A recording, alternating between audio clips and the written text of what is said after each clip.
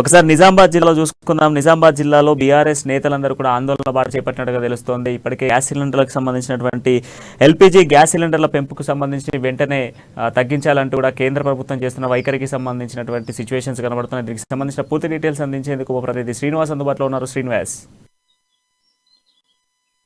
ఈ రోజు జిల్లా వ్యాప్తంగా నిజామాబాద్ జిల్లాలో అయితే గ్యాస్ ధర పెరిగిందని చెప్పేసి ఇటు బీఆర్ఎస్ నాయకులు మొత్తం కూడా ఆందోళన చేపట్టిన నేపథ్యం కనిపిస్తుంది. ఇటు మొత్తం చూసినట్టయితే నిజామాబాద్ జిల్లాలో ఓన్లీ కేంద్రంలో కాకుండా జిల్లా వ్యాప్తంగా కూడా ఇటు బాల్కొండ కానీ, ఇక్కడ ఆర్మూరు, ఇక్కడ సంబంధించిన బోధన్ కానీ, ఇక్కడ నిజామాబాద్ టౌన్ లో కానీ పెద్ద మొత్తంలో అయితే ఆందోళన చేపట్టారు. ఎందుకంటే గ్యాస్ ధరలు అయితే విపరీతంగా పెరుగుతాయి, సామాన్యుల నడ్డి విరుస్తున్నాయని చెప్పేసి కూడా వాళ్ళైతే ఒక విధంగా ఆందోళన చేశారు. దీంట్లో ముఖ్యంగా వేముల ప్రశాంత్ రెడ్డి, మంత్రి వేముల ప్రశాంత్ రెడ్డితో పాటు స్థానికంగా ఉన్నటువంటి నగరంలోని ఏదైతే ధర్నా అయితే ఆందోళన చేపట్టారు, దిష్టి బొమ్మ సైతం దానం చేశారు.